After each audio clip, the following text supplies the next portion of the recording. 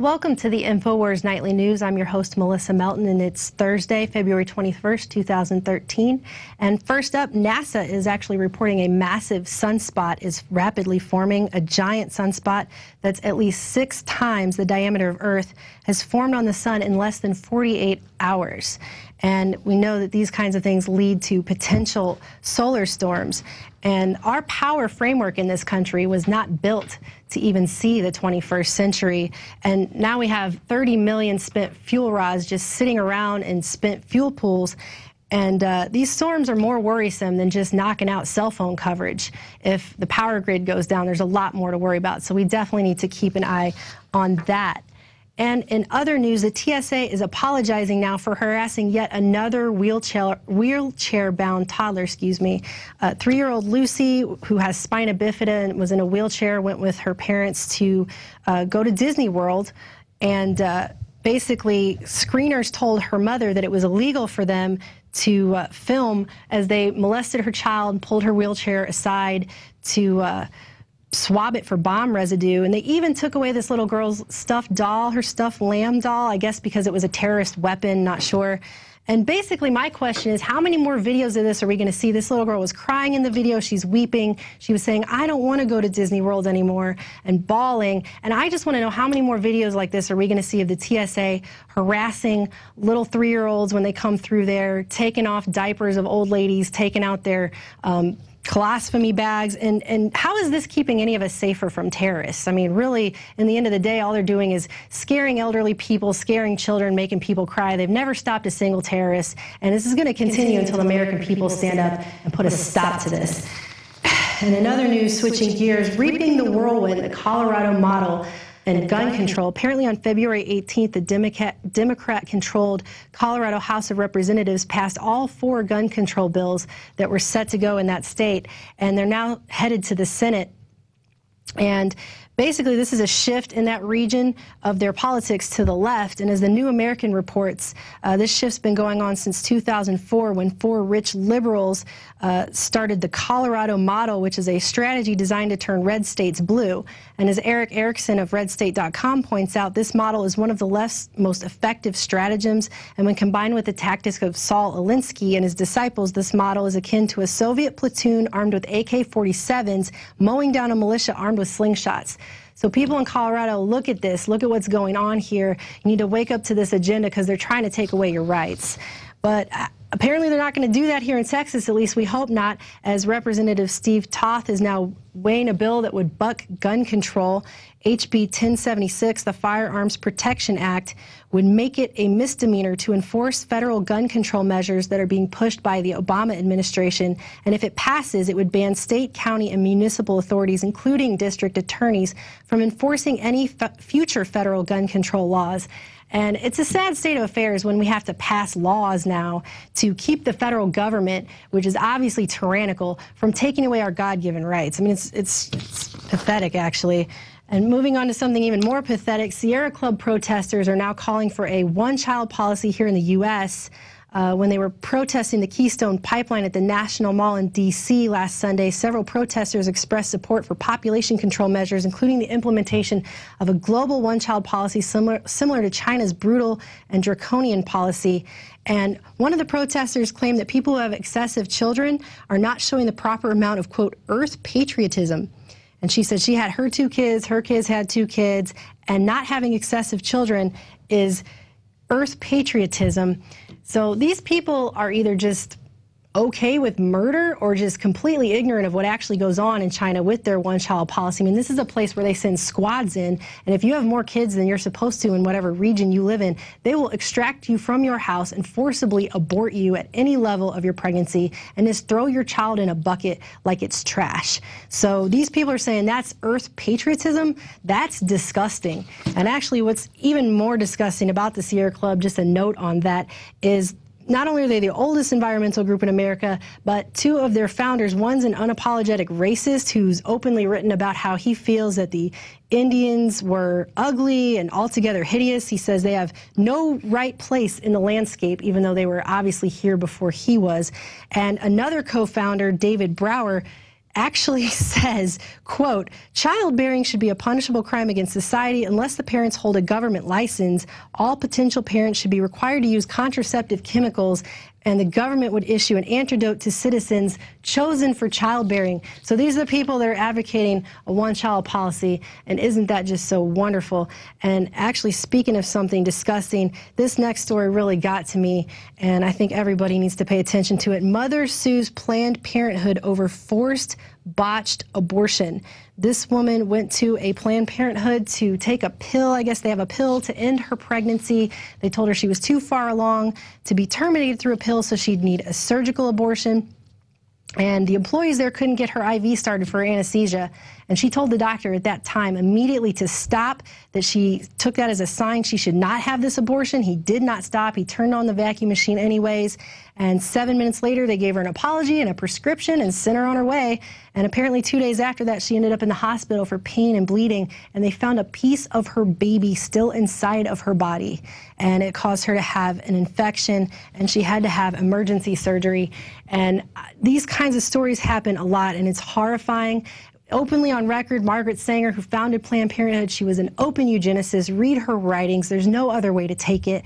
She was speaking at KKK rallies, and even today we see many Planned Parenthoods disproportionately located in minority neighborhoods. I mean, that's where they are even today. And the American taxpayer spends $1.5 million a day to fund this, and to fund things so that you can see stories like this that come out that are just disgusting, and it's horrible, and it really needs to stop. It goes against everything that you should care about as a human. I mean, you devalue one human life, you devalue everyone. This is disgusting. Okay, and moving on finally tonight, prominent American scientists are now calling for an eco-dictatorship under UN rule. And this comes from Urian Mason of ExplosiveReports.com, of an upcoming scientific publication from the American Institute of Biological Sciences, where these guys say, some have argued that progress on these global environmental problems can be made only through a concerted effort to change personal and social norms, and they contend that we must, through education and persuasion, ensure that certain behaviors become ingrained as a matter of personal ethics. And they go on to say that some have argued regulations are inherently coercive and cannot or should not exceed implied levels of public permission.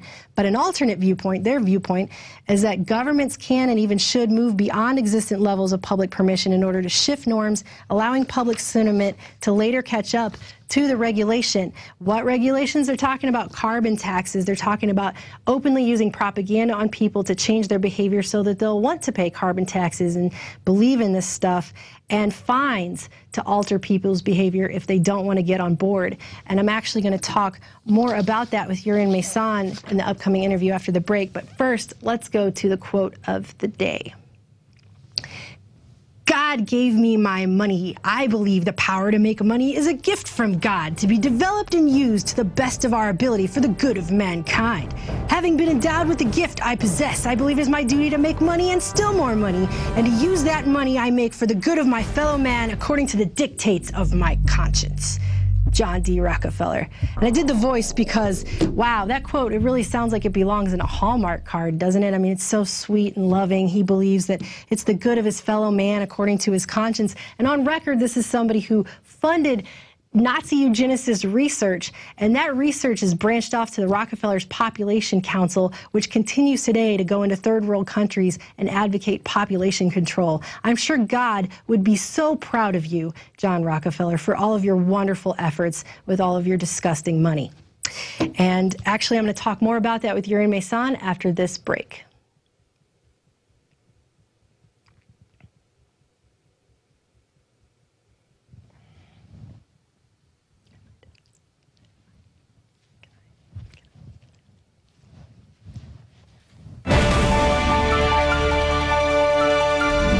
ProPure is introducing Pro One. All of your filtration in one system, portable, on the go. This is the Pro One by ProPure. You wanted it, you got it. No more do you have 2 or 3 filters to just reduce sodium fluoride.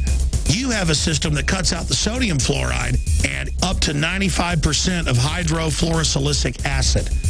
Advanced manufacturing technology combines silver-impregnated white ceramic with new Aquamedics advanced media for removal of fluoride and other heavy metals, all in one filter element. It cuts out the acid derivative of fluoride. It is the only one that does it, and out of the gates, we have it discounted at 10% off with promo code WATER. This is the only system that in one unit helps reduce or remove pesticides, herbicides, chloramines, ammonia, and chlorine, hydrofluorosilicic acid, the most common form of fluoride not covered by other fluoride filter brands, and sodium hexafluorosilicate. This is a revolution against the tyrants. They love putting the toxic acid base of fluoride into your water. They love the fact that it's an adjuvant supercharging the trace Prozac in the water and the hormones and the other chemicals. By cutting out fluoride, you cut out the turbocharger in all the poison being artificially introduced into your body. This is what I use. It's a win-win. You get a high-quality product at the lowest price. You support the Infowar. Get your Pro Pure with the new Pro 1 filter today at InfoWarsStore.com or by calling 888-253-3139. Infowars.com is proud to introduce the new Infowars skateboards by Alien Workshop. Skaters have always been against the grain socially. Now wake up your friends politically. Just go to InfoWarsStore.com. We have Divide and Conquer or Brainwashing. Then take your deck to your local skate shop, pick out your own trucks, your own wheels, and then hit the streets and wake some people up. Here is legendary skateboarder Jake Nunn. This one has a lot more concave than I have on my board, and I like concave. It makes it easier to turn and feel the board. It's pretty cool. I mean, it's almost the same shape as mine. It's not really a sport, and it's not really art. It's just kind of freedom, you know? I've listened to Alex Jones for a long time, and I love what Infowars does. I've always loved Alien Workshop, too. I think it's kind of cool you guys got together. This one's pretty nice. Definitely one for the wall, one for the collection. Also good to skate. Get these limited edition decks at InfoWarsStore.com. This is Jake Nunn. Get these beautiful new skateboards at Infowars.com. Alien Workshop collaboration. Good stuff.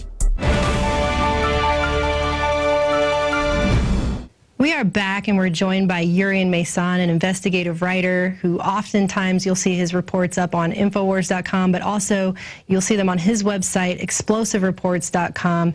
And we're going to be talking today a little bit about the eugenics movement and how it's not just a thing of the past, it's actually a thing of today. Thank you for joining us today, Urian. Thank you. So let's talk for a second just about eugenics in general, because I think a lot of people are under the impression, I mean, this is the weeding out of the unfit, and I think a lot of people are under the impression that it went away with Hitler because he openly advocated the master race. He was openly advocating eugenics. It became very unpopular during and after World War II. And I think a lot of people think that when he went away, World War II ended, that eugenics just somehow kind of disappeared, but that's anything but the case. Right, because the Rockefeller Foundation funded in the early days of Nazi eugenics, funded the Wilhelm Kaiser Institute, and the Rockefeller Foundation didn't go away with Hitler. It went on its straight course after World War II, and eugenics stayed with us for the decades after World War II up to today. Up to today. What are some of the names that eugenics goes by in our modern eugenics movement and some of the key players in that, some of the key organizations? Well, one of the names that pops up is family planning. Family planning is a very popular term, for example, with the Planned Parenthood Foundation and all that. But that's supposed to be a good thing, right? Because that's women's rights, right? Right. Women get to choose how they their reproductive rights and all that. But it's actually a name under which a crypto-eugenic program is being continued, as it has started before World War II. It's still relevant. And environmentalism is another one. Very much focused on people to blame for all the woes the earth has to suffer under, and we are to blame. We are locusts, we are a plague, as David Attenborough described us, and we have to be destroyed because of that. So this is just pretexts under which a crypto eugenic program is being pursued. And we have a lot of different key groups that are in on that. We have the Rockefeller Foundation through their Population Council that's in on that, Bill and Melinda Gates Foundation, USAID. We have a lot of United Nations organizations, UNFPA, and they're all in on this population control, but they call it family planning. But really, right, it's eugenics.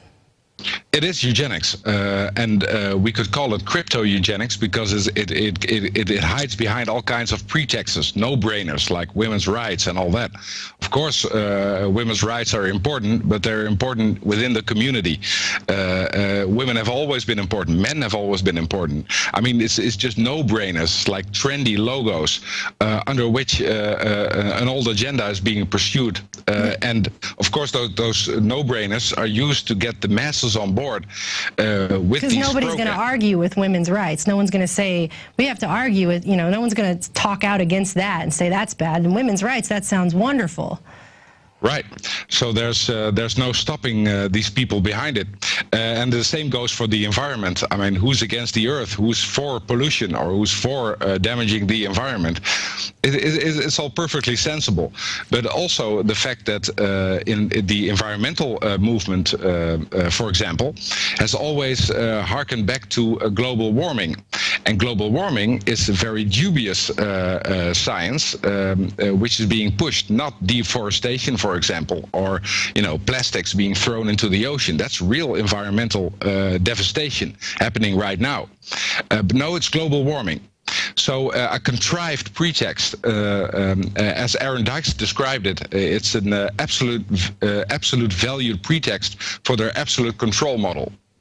And I thought you and I had spoken yesterday about some other research that I'm doing, and I thought it was pretty interesting. You had mentioned how here in the developed world, they will sell this to us with these trendy, you know, names, and they make it sound all wonderful. But in the third world, they're just outright with it. They're just outright telling people this is what we're going to do. We're going to sterilize people.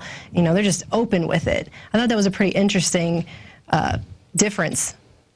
Yes, they call it at the UN. They call it case specific. So they model the propaganda after the country in which they activate this propaganda.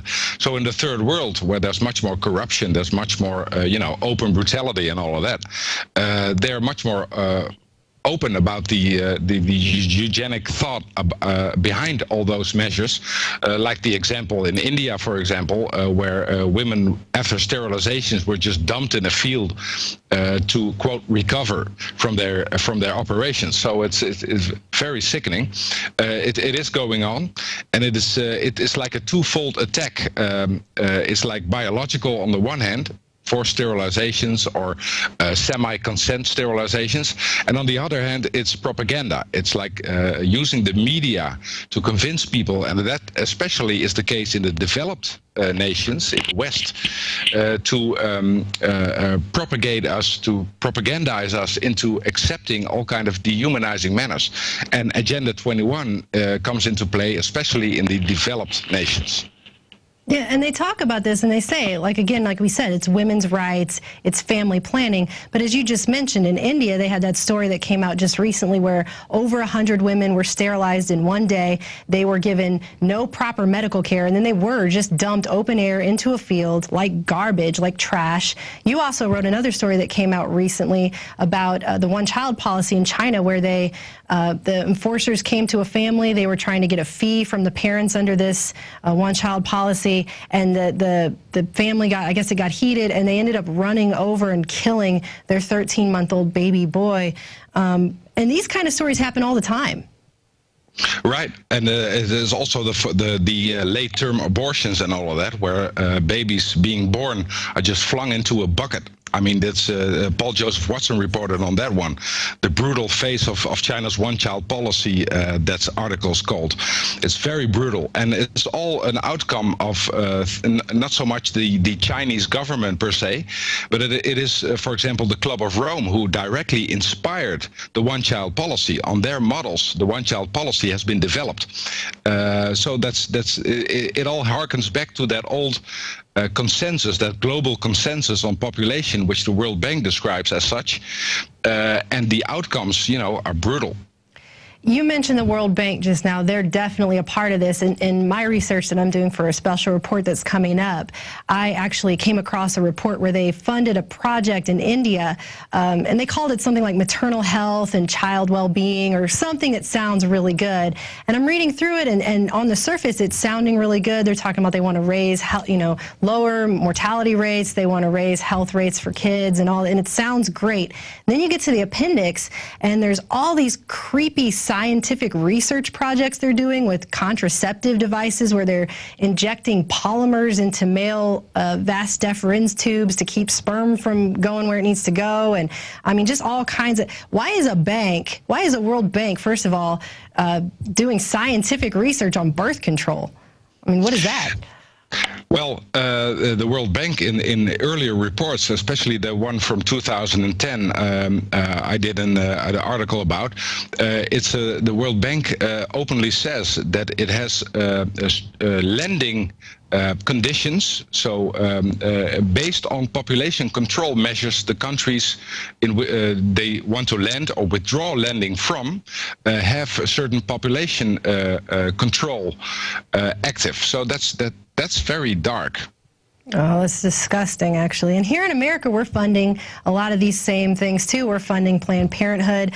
And under USAID, we're funding a lot of these family planning, which is really population control programs in other countries. And they say, again, like it's women's rights, but it's nobody's rights to be forcibly or coercibly sterilized and then dumped in a field like trash. Why do you think more people aren't outraged and just disgusted by this? Well, we have the propaganda by UNESCO, for example, to thank for this, because a great part of the people is occupied with the pretext and is not looking behind it. That's why the alternative media has to, provide the research that's available, that's just out there, pretty open, to as large a mass of people possible, to eventually reach some kind of critical mass in which we can turn things around and look behind the pretext. Well, on record, you'd mentioned earlier John Rockefeller, the Rockefeller Foundation, population control. On record, that guy was funding, like you said, Nazi research into eugenics. He was enamored with the idea of a master race. We have him funding all of these things. We've got the Bill and Melinda Gates Foundation, where their vaccines are openly. I think it was 48,000 children in India were paralyzed after botched polio vaccinations funded by them. And Bill Gates has actually gone on record to say that if we can get vaccinations just right, what was it? It can lower 15% of the population. I mean, these people are doing this, and they're doing it under the name of philanthropy. But they actually say they're trying to inform national policy. They're trying to change things. I mean, why is that okay? Just because they have money? Well, it's part that, but money is, I think, just an instrument for these, elite foundations and the UN. Money is just an instrument to get the job done. I mean, there is a certain point where rich people don't care about the money anymore, and they have enough money already, and they think about, they have to quench their bloodthirst in a certain way, and they do this in unison. So you see all these, this apparatus, the foundations on the one hand, the UN on the other hand, and you see governmental organizations like USAID working together in concert, synchronizing their actions at Bilderberg and at Bohemian Grove and all these kinds of meetings towards this one specific goal, and using engines, countries as engines, such as China, such as India. They call it emerging markets because they are getting more powerful, and this is all part of Agenda 21, to equalize the world, to deindustrialize the West at the benefit of the East. All this is planned, and it's part of one big agenda, and it's done by all kind of foundations in unison. That's very important. Yeah, it's very disconcerting. And I know in some of your articles, and I've read a lot of them, but there are many, and I want to read them all someday. I've seen commenters who actually will go on there and write things like, well, this is good because India and China have too many people and we have to do something. But really, I mean, when you devalue one human life, you're devaluing us all. So, I mean, it's amazing that it's sad for the world, I think, that people can have that opinion. Right, and it's also very stupid because what happens there will happen here if it is accepted as such. And today there came a report from Live News that Sierra Club protesters called for a global one-child policy, So that's that's like for Ted all. Turner. Right. Great. Ted Turner called for it. You know, Jeffrey Sachs, the big UN guy, called for it, and they're just pretty open about it right now. It's just amazing. Well, finally, I want to discuss your latest article that just came out a couple days ago. Prominent American scientists call for eco-dictatorship under UN rule. This is about an upcoming scientific publication, and you have a quote here. Governments can and even should move beyond existent levels of public permission in order to shift norms, allowing public sentiment to later catch up with the regulation. And this is in the spirit of growing Agenda 21, which population control definitely plays into. I mean, what is the gist of your latest report here? Well, that latest report is a PDF file available ahead of print, which will be appearing next month in the Bioscience. That's the journal of the American Institute for Biological Sciences. And the thesis is called Social Norms and Global Environmental Challenges. The whole thing was put together by, a plethora of scientists, including 2 Nobel Prize winners, and not to forget Paul Ehrlich had a hand in that report. Right, Ecoscience, our guy. And what they are calling for is for government and scientific community to work together, again, in the US, in unison, to, on the one hand, propagate environmental values, and they openly call for deception or deceptive propaganda. The quote you just told about governments can and even should move beyond existent levels of public permission. What they are actually saying is we should just go ahead with it, whether the public wants it or not. It is our responsibility. It is our role to educate the people in regards to this. At the same time, they are calling for the government to install all kind of Agenda 21 measures, like fines, like more regulation, carbon taxes, and all of that, and to move those 2 things together in unison again forward under UN rule, so attached to UN international bodies. Moving so towards this a goes global against, government. Right, and against the grain of the US Constitution. Wow. Well, where do you see all of this heading? I mean, are more people waking up to this agenda? Yes, the definite answer to that is yes, because you see a lot more people, a lot more traffic. The alternative media is way up, and the mainstream media is way down, although they still pretend that they're up there. You know, we're the mainstream media. Those days are gone, and a new media is arising, a media which doesn't always, agree with one another, and that's good because they contradict each other, they disagree with each other, and there's room for that. It's flexible enough for that. The mainstream media is a monolith, and you see the monolith falling apart, breaking. Good. Well, I hope it continues. Well, thank you very much for joining us today, Jurgen. Appreciate it. Thank you very much. Keep up the good work. Thank you. And what Jurgen said is true. We are the alternative media. We are growing, and that is what's going to help win this war, because the mainstream media is not talking about this. You've got family planning. They make it sound like it's women's rights, but in other countries, women are being forcibly sterilized. Their children are being killed under this, and taxpayer money here is funding that kind of stuff. In mainstream media, they're not talking about it. We are. And actually, if you want to help support and get that message out, you can go to prisonplanet.tv. You can sign up for a subscription. One subscription equals 11 people. You get all of our special reports, nightly news, the daily radio show, and help us fund this operation to get this out there, because this really is going to affect all of us. A lot of people think that this is in other countries. It's something they don't have to think about. But this is going to come home to roost. It's going to come home to us. And so I urge everybody to do their research into this, because the eugenics movement is not a thing of the past. It is happening right now, and it's happening all over the world. And that's it for tonight's InfoWars Nightly News. We'll see you again tomorrow at 7 p.m. Central.